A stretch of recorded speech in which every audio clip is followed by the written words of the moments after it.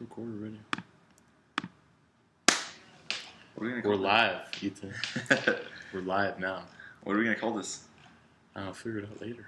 Oh, this is the Tough Guys podcast. The Tough Guys podcast.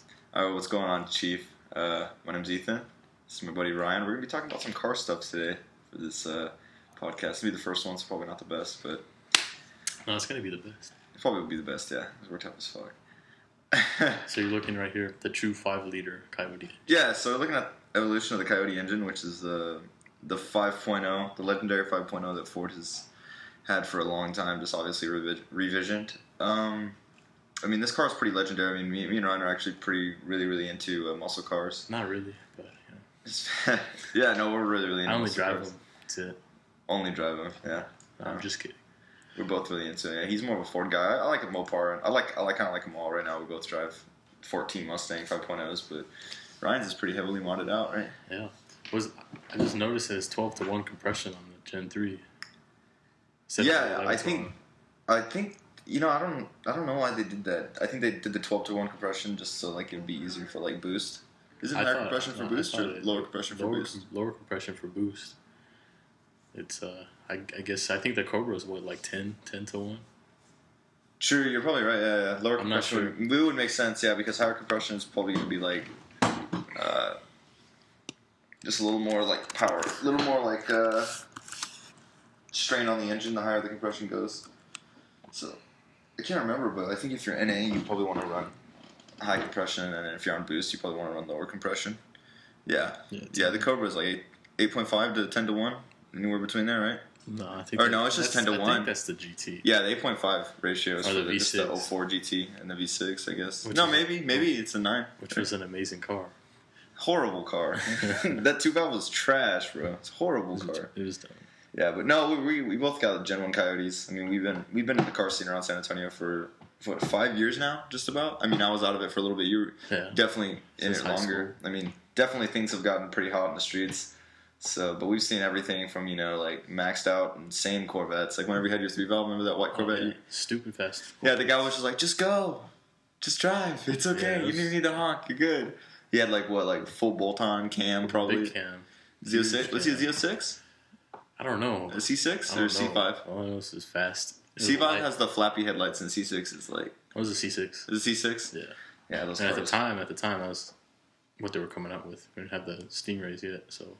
Yeah, C6s were nasty. Yeah, those cars, those Z06s, all you gotta do is like heads and cams, and you'll get like over 550 to the wheel easily. I don't even know, like 500. It's insane. It's ridiculous. It's too easy. It's too easy. That's why I don't like the LS. You just throw all these cheap parts at it, and it gets insane horsepower. Yeah. No, but we're both running like Coyote engines, the dual overhead cam variant, and it's really a really cool car. I came from a 392 Challenger, you know, running the 6.4 with that pushrod engine. And, like, I gotta tell you, that car had insane amounts of torque. Like, I love the torque on it, but the problem with that thing is just it's so freaking heavy. Insanely heavy. And so whenever I moved to, like, getting a Coyote, a 14 Coyote, I was really happy and really impressed with, like, how nimble it was. Because I dropped, like, 700 pounds on the car's chassis, like, coming from the SRT, like, to the Coyote. And it just felt a lot better. I mean, sure, I lost out on, like, over 90 pounds-feet of torque, you know, because I think the Gen 1 Coyote is only running, like, 390 pound-feet. But, you know, compared to the 392, it's running 470. But, I mean, like... It's 470 horsepower? 470 horsepower, 470 pound-feet. Yeah, usually they want the ratio pretty close. But no, yeah, I felt like just a lighter car with, you know, just a little less horsepower was a lot more fun than having, you know, a big, fat car with a lot of horsepower. Can you imagine if that motor was in... Just like a Mustang? That's what I'm saying, yeah, and that's what pisses me off about Dodge is that this is my gripe with Dodge. This is my big issue with Dodge. They have that 392 motor. They've had it since 2011. They've only given it one upgrade, and that was in 2015 whenever they put it out with that new 8-speed automatic, which is insane. That torque flight transmission. Those automatics are ridiculous. Stupid, yeah. They're running like low 12s, high 11s, like stock. Like throw a radial on that sucker, you're gonna run like an 11.7, 11.8, like ridiculous. Like the car's insane. But since then, like Dodge has not like helped with weight on the car. They have not changed much. Like they're kind of abusing the base. I think they're really abusing like the Mopar base, like the grassroots racers.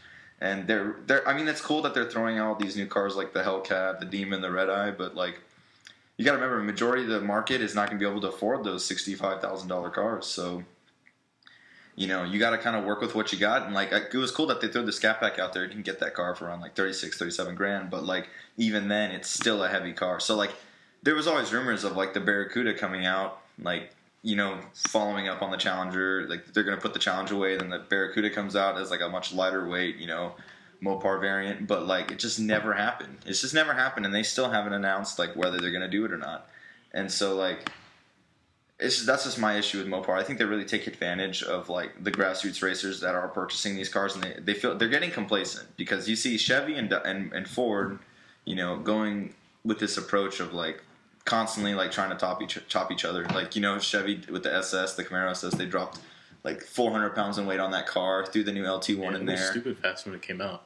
Oh, the 16 SS? It was ridiculous. Yeah, it was insane. It was killing everybody. Like, the 16 SSs with, like, a basic tune were beating Stingrays with the same motor. So it was just dumb. It was insane. And then, obviously, like, for a while there, like, you had, like, the Scat Pack, which was at the top, and then the new SS came out, and then it knocked the Scat Pack to second place as far as, like, the base V8 kind of motors, like, all the American brands were offering. And then the 5.0 was at the very bottom because, they were going up against these newer variants of Mopar and Chevy. So then finally, you get the Gen 2 Coyote, and it was still kind of getting beat up by the 392 and the SS in stock form. But when you started throwing mods at it, especially boost, like these cars were putting down like over 800 horsepower to the wheel on like stock transmission, stock bottom end, running freaking 10 seconds. It was something insane. So like the Gen 2 was a real step up, and then the Gen 3 came out in 18.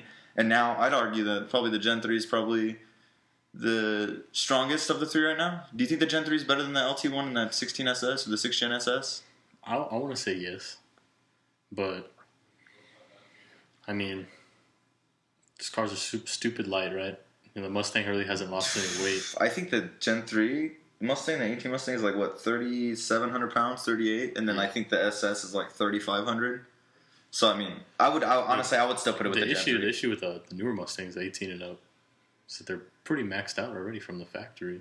Yeah, we were actually talking about that earlier. Like, because you have Ryan has a Gen 1. Go ahead and tell me. I've got the Gen 1, full bolt-ons, Cobra Jet setup, and probably pushing around, add stage 3 comp cams, and probably pushing around somewhere like 500 to the wheel.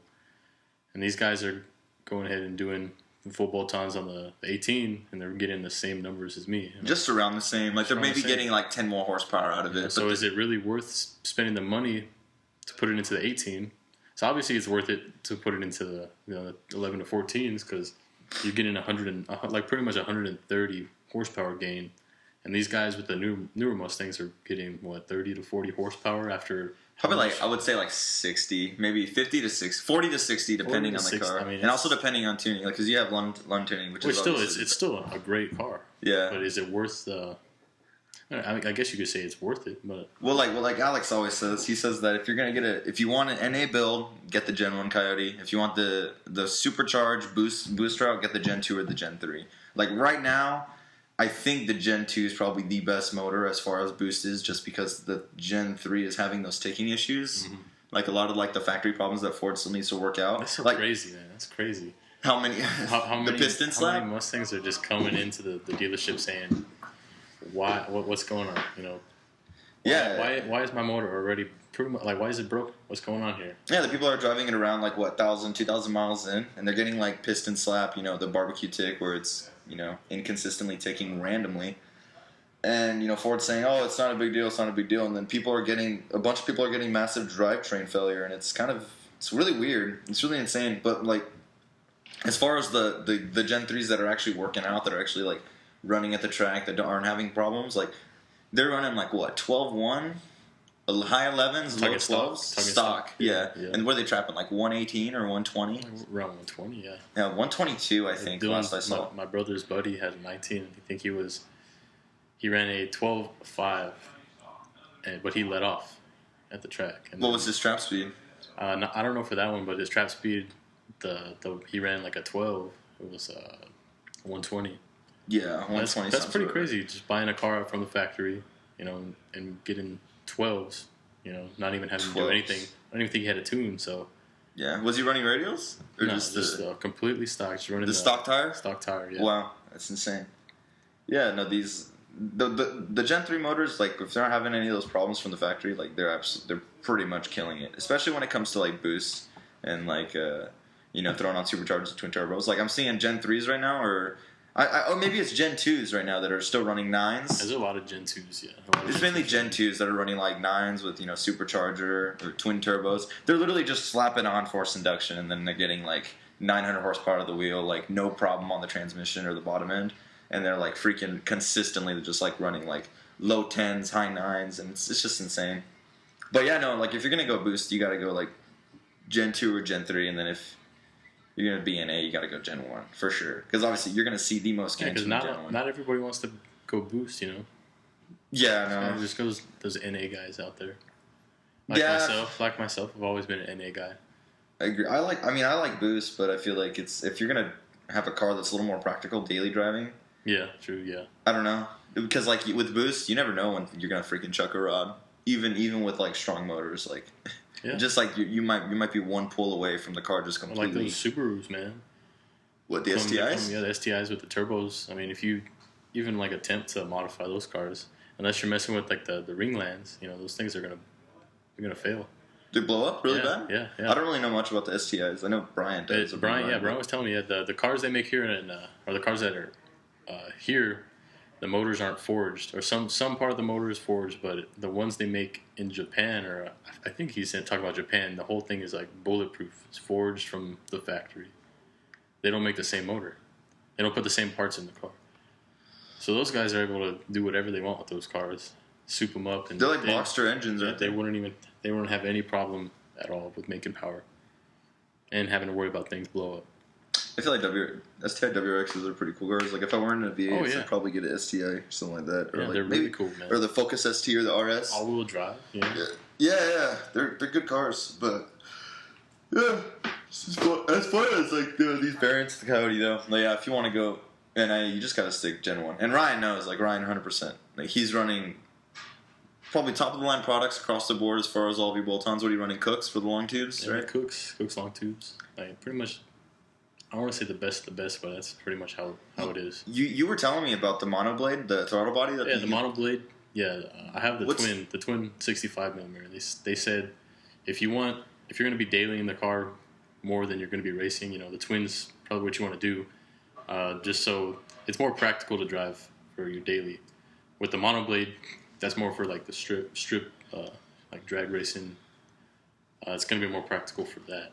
Well, just because monoblade, like it's basically monoblade's only good for just going full watt, right? Full watt, like open, just it's only good for slamming gears, right there. You get so much air, but yeah, I mean, what's the performance difference between the monoblade? Is there much gains? I haven't seen anybody with a video on YouTube, or I haven't seen anybody test that. Maybe we'll give Alex a call and tell him to test that out. Oh yeah, Alejandro Flores, legend. I've never seen any numbers. I'm sure they're out there, but I haven't seen any comparison numbers. But that would be really interesting to see. I'm sure, there's a difference, but it can't be more than 10, 15 horsepower. Not even, maybe. What do you think about those Boss 302s? The 12, 13 Boss 302. I think they only made it in 2012 and 2013. They had they made them, I think 11 and 12. Maybe just 12, but they had a body style change, whenever. Maybe it is a 2012. Maybe it's just 2012. Yeah, I think it's only 2012 and 2013 they made the Boss 302. You gotta check the facts. I don't want to look stupid. No, I know for sure. I think they have them. I think they made them 14. Boss 302. I don't think they did. No, they didn't. No? Just all the way up to 13? Only 13. 12 and 13. Those cars are cool. Were they good on boost?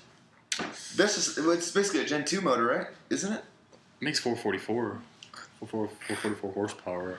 I guess you could say, pretty much a Gen 2. It's not the Gen 2, but it pretty much, Yeah, they're probably pretty good on boost. Yeah, the Boss 2 manifold is great for boost. Yeah, but that thing, you lose out torque on that thing, don't you? Yeah. You use like about 15 If you're going in if you want to compare the Cobra Jet and the Boss 2, Cobra Jet's going to dominate anything out there. It's going to dominate. Is Cobra Jet good for boost too? Not as good. What they say, not as good as the Boss 302. For whatever reason, I'm not 100% on why, but yeah, they say the Boss. If you want to go the boost route, you get the Boss 302 manifold. if you want to stay NA, Cobra Jet's the way to go. Yeah, Cobra Jet's pretty sick. I don't know. Is the Cobra Jet manifold pretty similar to the Gen 3 manifold? Somewhat, right? Somewhat, but it's similar, and you can argue that the Gen 3 manifold is better because of the price. But if you're trying to ball out and you're trying to, make real power, you have to go with Cobra Jet. It's gonna outperform the 18 manifold all day. What are the consistent times they're getting with full bolt-on Gen 1 Cobra Jets? What are the times like on a good DA, radial on the car? I have no idea, man. What were you running? Depending, I haven't ran the car yet since I got the tune on it. Oh, true. But before when I had the horrible tune on my car, I'm not gonna say who tuned it, but yeah, I was running like 12s flat. 12 flat? And that was on.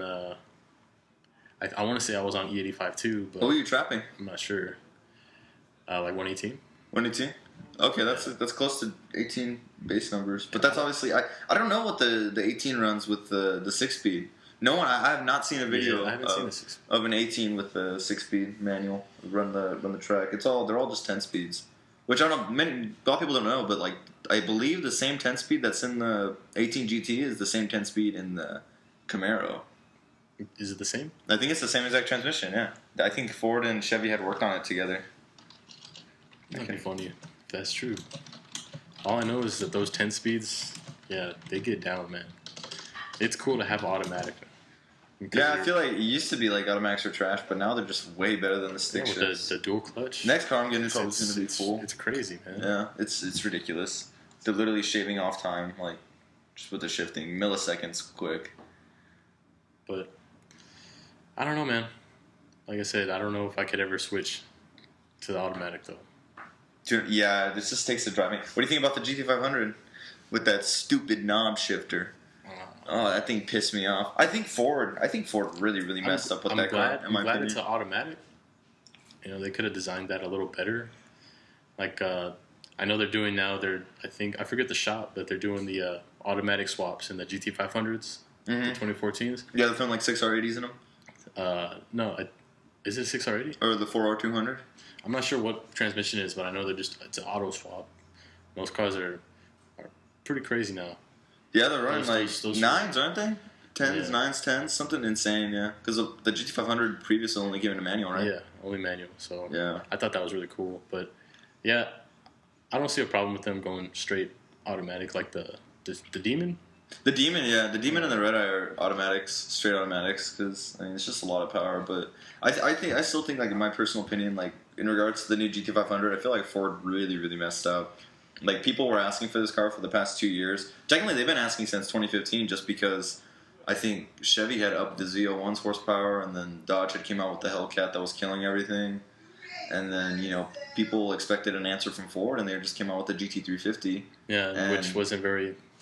It was a track car. It wasn't anything special. It's just a track car. Yeah, it wasn't full-on drag racer like, what classic muscle is. But, I mean, people have been expecting this car, and, Ford's been, pushing on it for like 4 or 5 years now. And, finally when they announce it, all they say is, it's 700 plus horsepower. And it's like, okay, like, it's been 4 years. Y'all don't even know how much horsepower is going to be on the car. And only 700 plus on, like, what? I think from what I see on the leaks, the car's going to weigh like 4,100 pounds. So it's a pretty hefty car. I see that the MSRP too. They're kind of guessing it's going to be really expensive too, like a $70,000 or $80,000 car. Yeah, something insane. And I it's think that they're steering away from their roots. The cheap muscle car. They came out. They wanted. What was the first? How much was the first? The 14 GT500. The 14 when it came out. It was like 50 or 60, right? I want to say it around there. It's because the European style they started taking on, but no, they I feel like they're just playing catch up at this point. And then there's the Mustang GTs that are coming out too. They're how much? Like if you buy a 19, it's gonna put you back like 40 grand. Yeah, 40 grand. That's kind of ridiculous, man. Come on. Yeah, and they don't even hold their value in my opinion because like the following year they literally drop in price 13 grand. Yeah.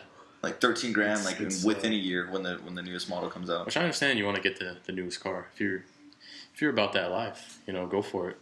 You want to be in the newest car, the newest Mustang, but I don't know if it's worth it in the long run. Like I said, my only gripe is that I feel like GT500. Unless you have some real serious plans for the car, you know what you're gonna do. Yeah. You know, I don't know, man.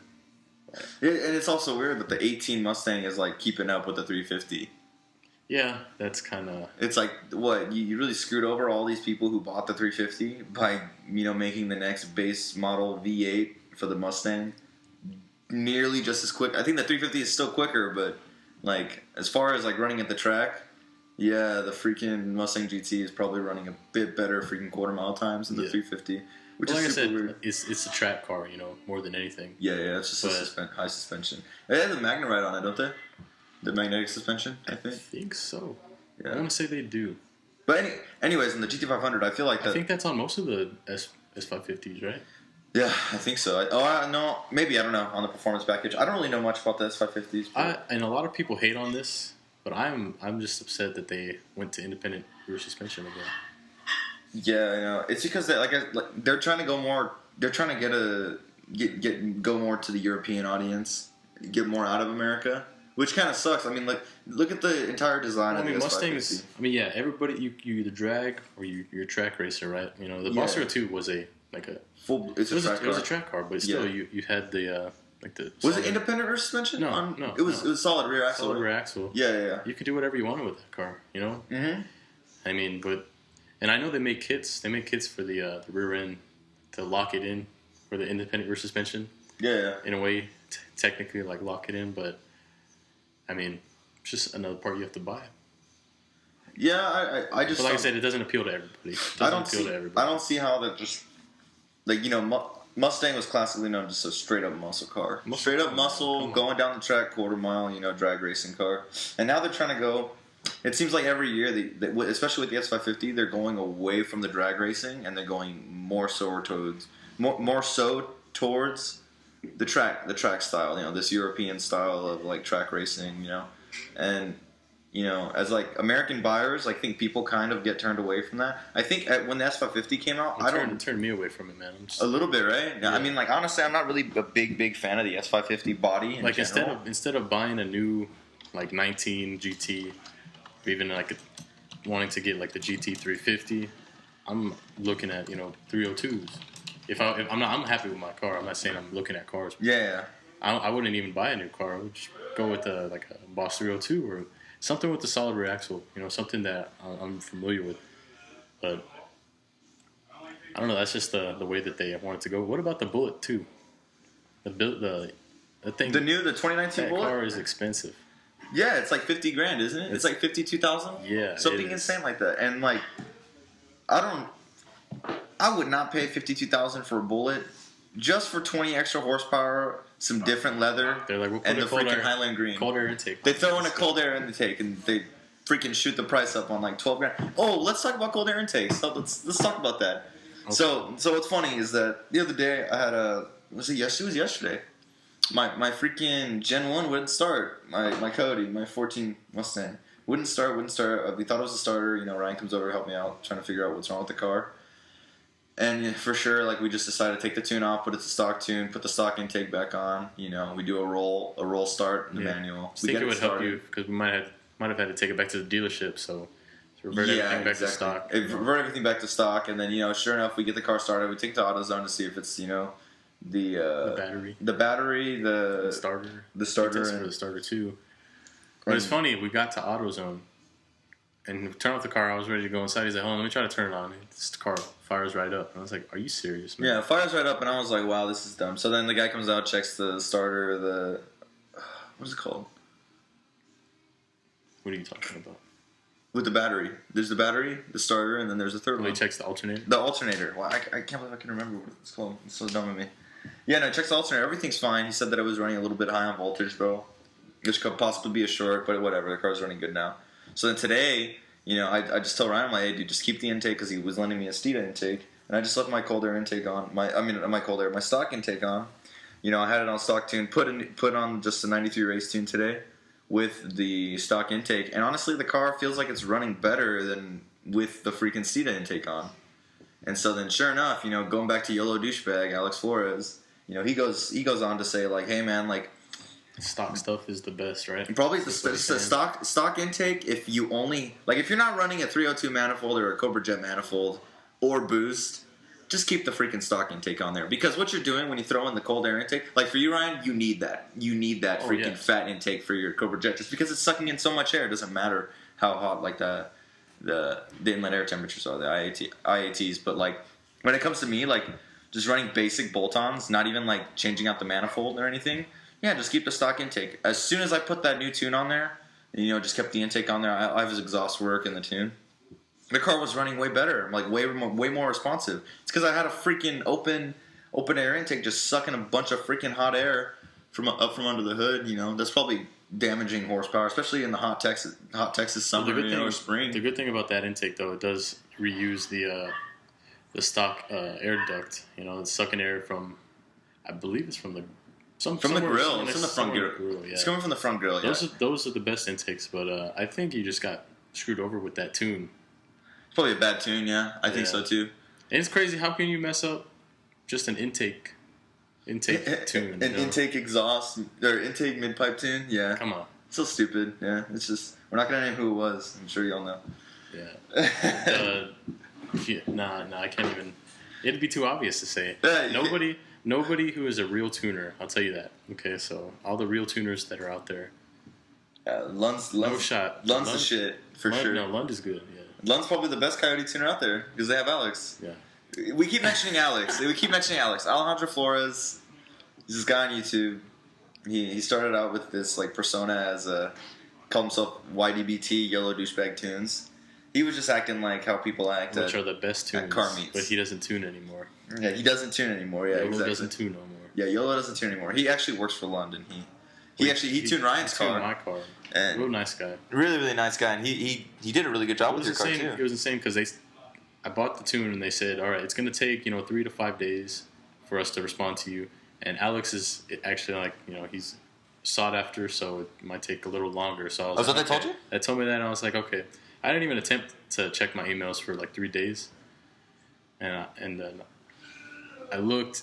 They emailed me the next day, and I was like, oh man. Alex did? Yeah, they've been messaging me, and I felt bad because it's man, he's talking about all day about how the people who are messaging him are dumb and they need to stop asking dumb questions. I just felt bad because the response time was insane. Oh really? Yeah. It's pretty quick. Insane. It was real quick. Yeah. Yeah. But once you get the process started, just gets done. How long did it take him to tune your car after data logging and everything? Like a week, right? A week, yeah. It's not long at all. You got everything dialed in. Yeah, you just kept it NA. But no, he gets mad with people because they don't. Their response. I don't think that's the reason why. Just the people. People are jerks. Asking for tunes. They're here. They send him a tune with, untitled. They send him a file. It's untitled. He's like, well, whose tune is this? How is he supposed to organize that? Yeah. I don't know. He's Lund's good. He was working with VMP too. Yeah, and then he moved from VMP which to is Lund. Crazy, man. It's crazy how much traction this guy has. Because I was about to order that VMP tune. I was like, does Alex Flores, is he still tuning with y'all? And they're like, no. So that was the breaking point right there. So I don't know why. I guess Lund, he got a better opportunity. Probably just got a better deal with them. And then obviously Lund also said that he's really sought after. A lot of people want him to tune cars. Yeah. I know there's another guy over there that tunes, right? At Lund? Yeah. What's his name? I forget his name. And he did do some work on it's not Donnie, right? That's just Alex's friend. No, that's one of his buddies. Let me see real quick. I have all the emails, but man, I feel bad. I don't remember his name. But yeah, it's a good tuner, man. Yeah, what are we on right now? He's literally the best. We're going on 30 minutes right now. Huh. I think we're good. We're good for this one. If you want to wrap it up, or you want to keep talking? Yeah, I'll wrap it up, dude. Easy cream. This is just a kind of test feel podcast. Yeah, the test podcast. Yeah, just nothing too big. We'll probably go up to probably do an hour and a half stuff, but we'll talk a lot about car culture, maybe other video games. Could do anything. Just anything, man. Just anything in general. I'll post this on the Mustang subreddit. I'm sure a lot of people will like it. What we're talking about. Everybody's gonna hate us. They're gonna dislike everything we're saying. Dude, they're saying, "What do you mean you don't like IRS? What's that little shirt? There's a shirt. It's I love my haters. I love the haters. Everybody's gonna hate though. Haters gonna hate. Potatoes gonna potate, bro. That's what I think next time we can talk about all the lies and the BS on the internet about what you can do to your car. I've seen so much ridiculous stuff on. Like what? Like putting freaking stickers on your car, more horsepower, or what? I'm sure there's people who actually believe you put stickers on your car, it will go faster. You get 10 more horsepower. If somebody on the internet, literally, before we end this, yesterday, we're over here taking a ride in Ryan's freaking full bolt-on Cobra Jet E85, 5.0, and this freaking CTSV, there's a ricer which fly he by. actually responded to me today. Oh, he did? So I know who the guy is. You know who he is? Okay, yeah, no, this freaking CTSV ricer fly by. We stop him at the light, and we're just like, hey, man, you want to run? He's like, yeah, let's do it. Literally, the dude, looks right at both of us, slams a monster. Slams a monster, and then proceeds to do, 3 more ricer flybys for another half a mile, never lines up, and then just dips. Those are the type of people who fall for the stupid stuff online. And it should have been a good race, I don't know. Maybe he had somewhere to go. Probably would have showed him the 50 states, I think. I see freaking CTSVs just get yanked by... I should probably pull him up. I didn't really look at his profile too well, but... Yeah, it was insane. And all the other guys were like, oh, that's me, let's run. I'm like, hey. Don't even look like... I'm looking for a specific dude, okay? Yeah. But if you want to run, we can run. That's cool. They're full of crap. They're all pulpy, running 10 PSI. Oh, yeah. These guys are no joke. Yeah, their cars are fast. Yeah, there's that 1-800 horsepower CTSV that's running around here. That bigger guy. San Antonio. Oh, yeah. Anyways, we're going to close this one out. Y'all take it easy. We'll close it out. Still got to come up with the name for this podcast, but it's been a good time. We'll do another one soon. Another one real soon, yeah. Later.